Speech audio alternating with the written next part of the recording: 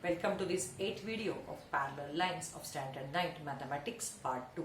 In previous videos, we have seen how to prove the tests of parallel lines and corollaries using the test of parallel lines.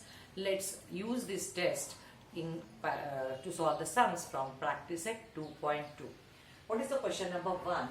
Here it's given that y is 108 degree, x is given 71 degree.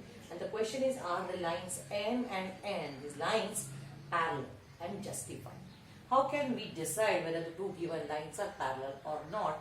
Here we need to use the test of parallel lines.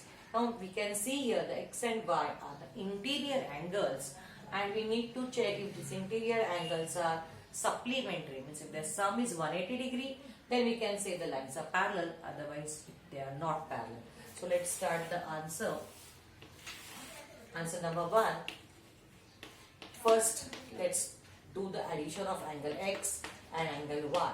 Angle x plus y is equal to x is 71 degree and y is 108 degree. Now this is going to be equal to 179 degree. So we can say that angle x and angle y are interior angles, but they are not supplementary. They are not supplementary. Hence, therefore, by interior angle test, we are using interior angle test, lines M and N. Line M is not parallel to line N. So this can be our answer, that they are not supplementary. Their sum is 179, it's not 180. So they are not supplementary, hence it is not parallel. Let's go to question number 2. That's its answer. What is the answer number 2? Now here we can see angle A and B are congruent. Okay, it's given, and then we have to prove this line L is parallel to N. Okay. Now here this A and B are alternate exterior angles. Now we have tests about alternate angle, but it is about alternate interior, not the exterior. So here we need to use some extra angle, and let's see which test we can use. Now if we take, suppose, this angle C, which is vertically opposite of angle A, and it is corresponding of to B. Now A and B are given congruent, and A and C we can show congruent because they are vertically opposite. We can show B and C are congruent. As the corresponding angles congruent, we can prove that line L is parallel to line M. So what we are writing here now, let angle C is vertically opposite angle of angle A. Therefore, angle A is congruent to angle C. Statement number 1. And angle A is given congruent to angle B. Statement number 2. The reason is given. Okay. Now, from 1 and 2, we can say that angle A is congruent to angle B as well as C, and therefore angle B is congruent to angle C. This we can write from statement number 1 and 2. Now, as this B and C, which are corresponding angles congruent, we can prove that line L is parallel to line M. Here we can write corresponding angle test.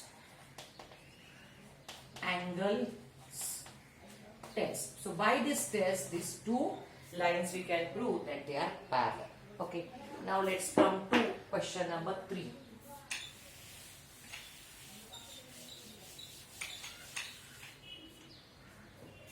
Let's see what is the answer of question number 3.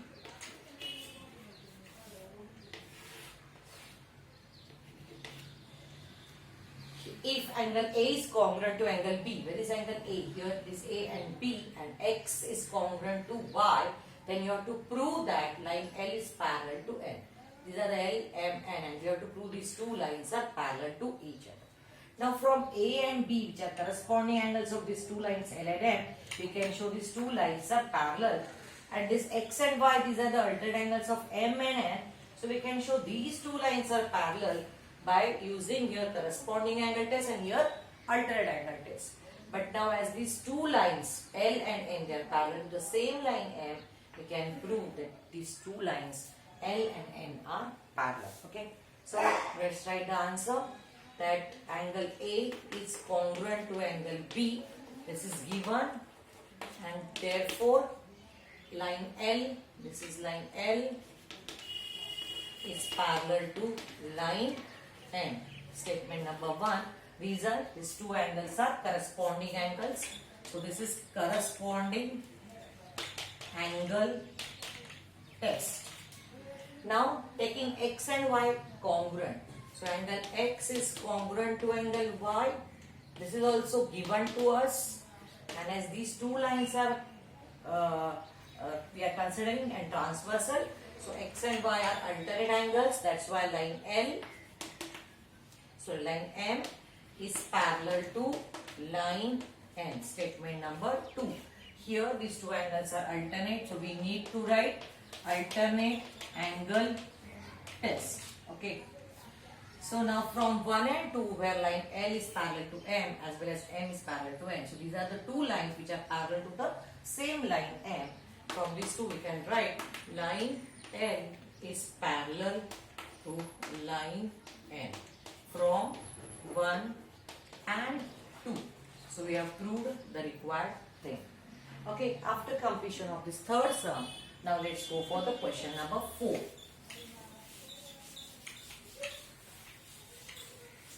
Okay, you have to find angle ABC if DE is parallel to AB.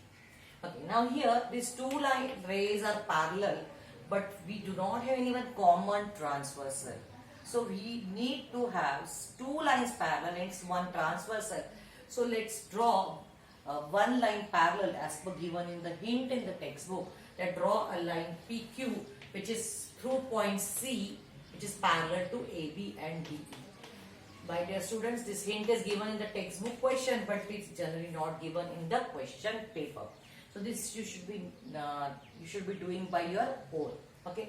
So let's write why we have to draw this parallel. So now we can have these two lines parallel and this as a transversal.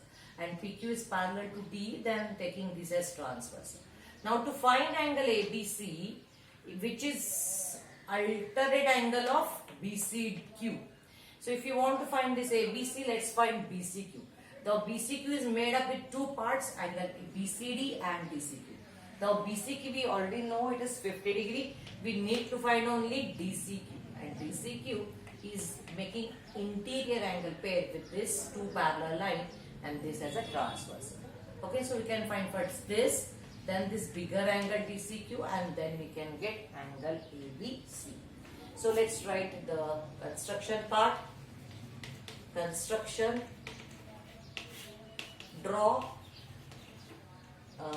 line PQ through the point C such that AB is parallel to PQ parallel to DC. And one more thing we can write P dash C dash Q. This is the betweenness. Okay. Now taking AB and AB, no, let's take first DE parallel to PQ. Now taking DE parallel to PQ.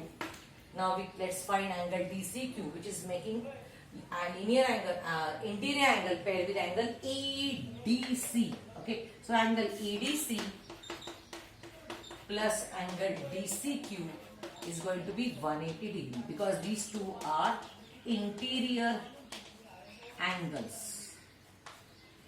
Okay, now EDC it is given to is 100 degree plus DCQ we are finding it. DCQ we need to find 180 degree, and therefore angle DCQ is 180 minus 100, it is going to be 80 degree. Now after finding this DCQ, let's find this BCQ. Now angle BCQ is nothing but it's the addition of angle BCD plus DCQ. BCD plus angle DCQ. Here we are doing by angle addition property. Angle addition property. Okay, and that's why BCD is given 50 degree plus this we got it 80 degree, and here we got it sum of this 130 degree. So this is the angle BCQ is 130 degree. Okay, you can write one BCQ and 130 together like this in the box.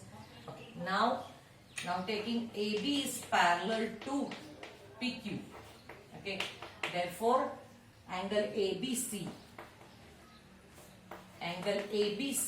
is congruent with angle BCQ because they are alternate interior angles.